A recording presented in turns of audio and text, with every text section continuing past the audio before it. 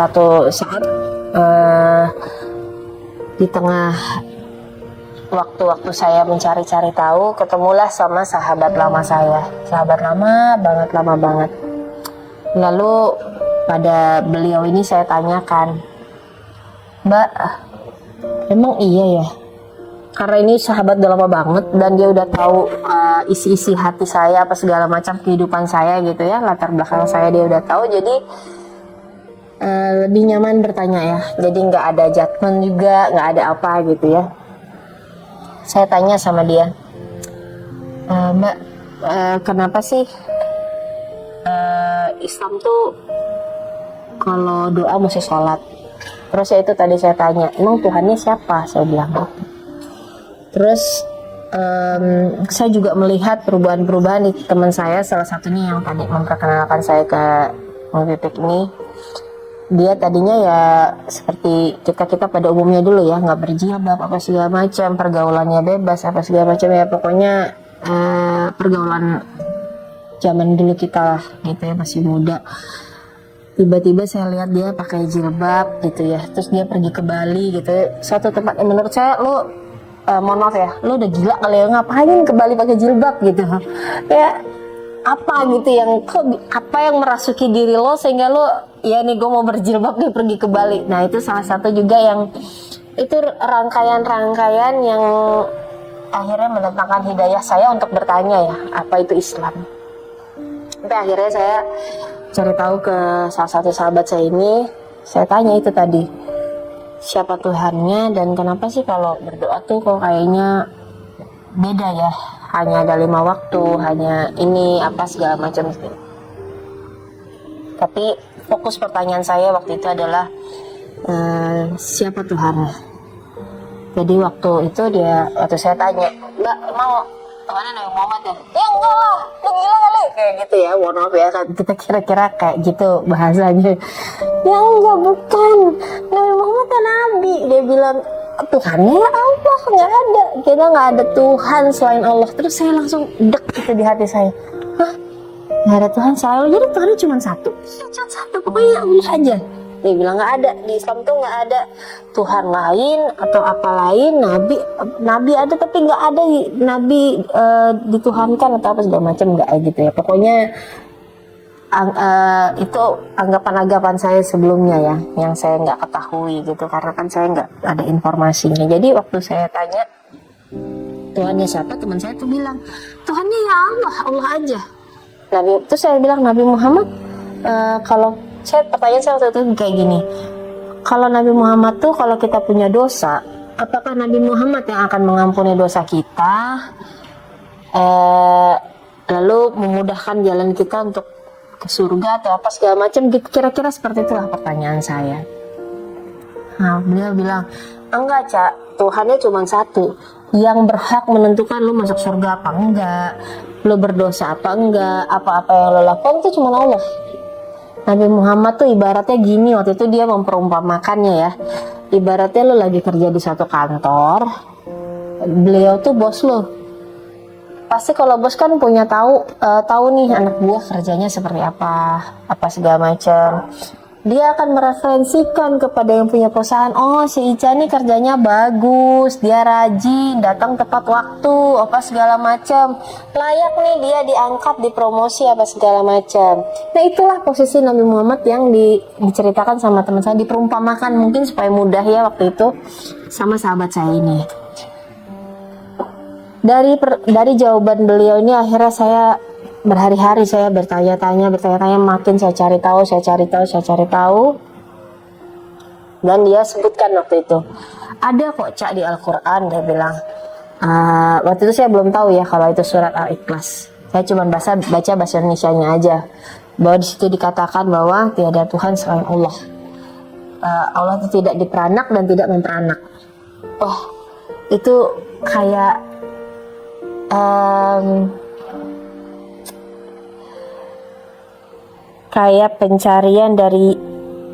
jawaban dari pencarian saya selama ini.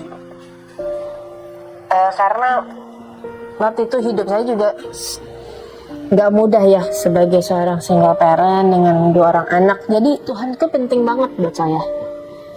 Karena waktu itu buat saya menjalankan hari-hari itu ya cuman bisa bergantung sama yang namanya Tuhan. Kita nggak bisa menjalani hari-hari kita bergantung sama orang lain. Dan pada saat saya dapat jawaban bahwa dalam Islam itu Tuhannya satu, tidak diperanak, tidak memperanak, itulah yang menjadi hidayah buat saya ya. Akhirnya saya semakin cari tahu tentang Islam. Alhamdulillah atas izin Allah,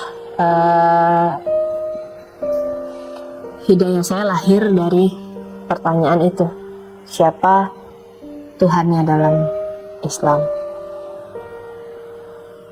Dan akhirnya walau berat ya waktu itu, karena anak-anak saya ini kan kita biasa kemana-mana bertiga gitu, kita biasa berdoa sama-sama,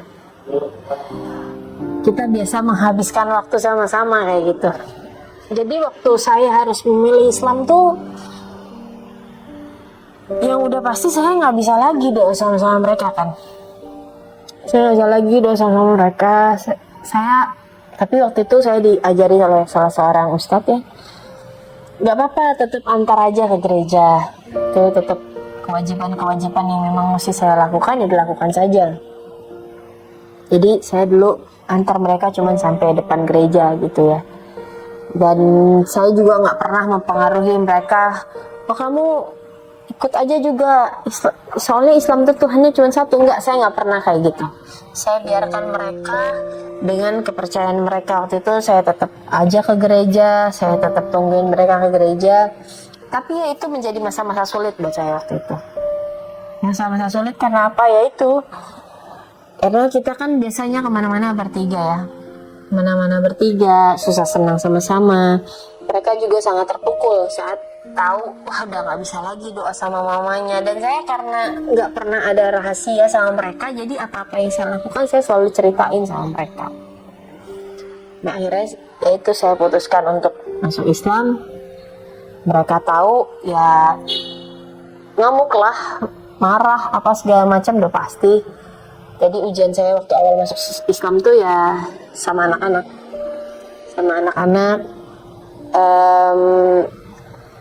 harus ya mereka ngamuk-ngamuk lah ke saya gitu, karena kan dari mereka kecil saya tanamkan bahwa hidup tuh bergantung sama Tuhan, kita harus rajin beribadah, kita harus rajin. Tiba-tiba sayangnya masuk Islam gitu kan, mereka pasti nih gimana sih, dulu gue disuruh belajarnya begini kan tiba-tiba ibunya masuk Islam gitu kan. Nah itu pukulan keras buat mereka. Dan waktu itu kan ada keluarga juga yang lain, ada mantan suami dan sebagainya ya, pastinya sangat kontroversi ya, waktu itu nggak terima apa segala macam. Itu ujian awal-awal saya waktu masuk Islam.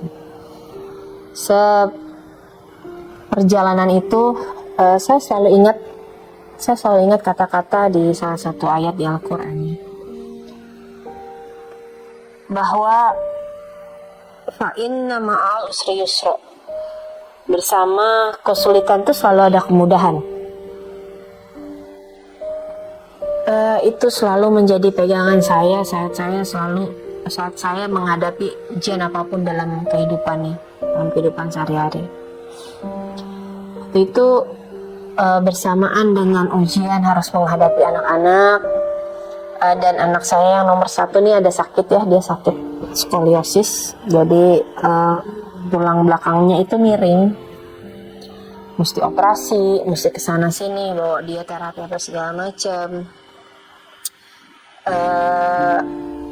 Alhamdulillah waktu itu saya mulai pelan-pelan berjalannya waktu kenal sama suami saya sekarang. Jadi saya tidak masuk Islam karena menikah, jadi saya masuk Islam dulu baru saya menikah. Karena kebanyakan orang kan gitu ya, suka masuk Islam karena mau menikah.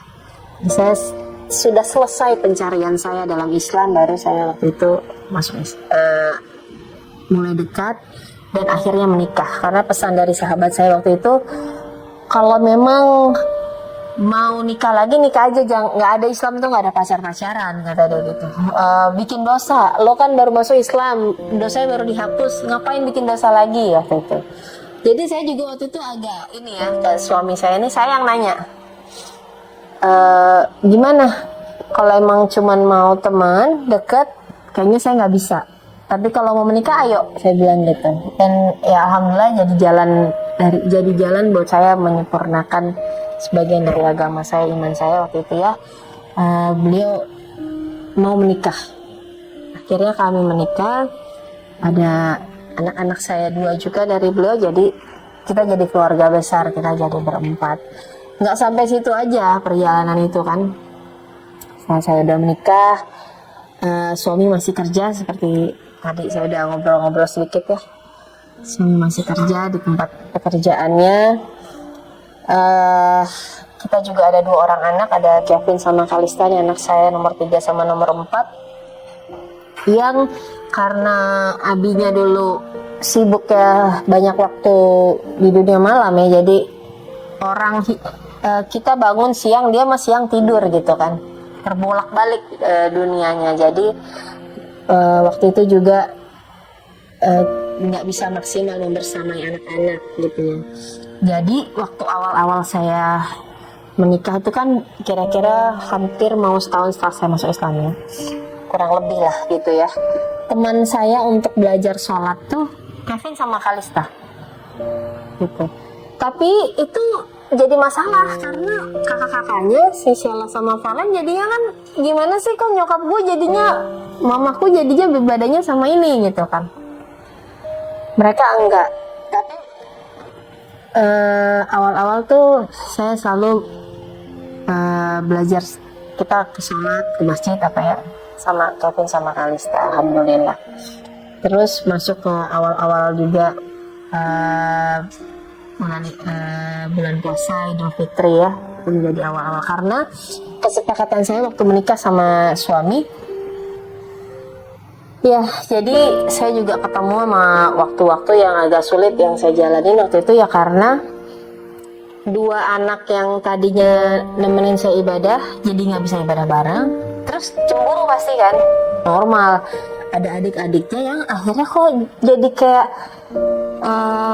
komplit banget hidupnya, ada abinya, ada uminya, sholat bareng, ibadah bareng, puasa bareng. Wah itu pukulan sih buat mereka. Tapi saya juga nggak bisa nolong mereka karena saya juga gimana ya, masa saya mau tipu-tipu atau saya mau bohong juga, kayaknya saya nggak pernah biasa kayak gitu, nggak biasa, nggak terus terang sama anak-anak. Jadi ya apa adanya aja, ya udah mereka marah. Kadang dulu tuh mereka suka marah, dia tulis di tembok tuh, di kertas gitu ya, kertas gambar tempel-tempel di tembok, marah.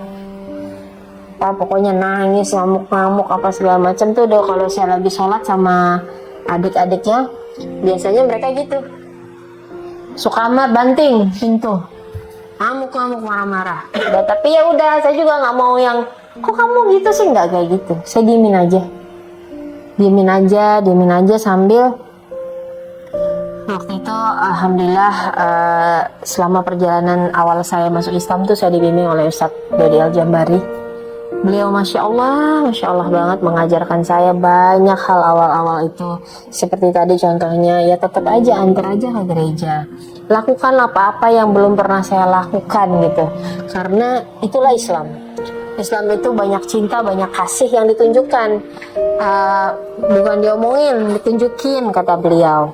Jadi misalnya kamu dulu sibuk kerja, nggak punya luang waktu buat misalnya ngirim hadiah sesuatu lah, kejutan-kejutan buat anak-anak, itu lakuin nih kata dia. Pokoknya bikin semanis mungkin. Mama saya marah apa segala macam, ya misalnya mama biasa tidur nggak selimutnya pakai sendiri, selimutnya pakaiin.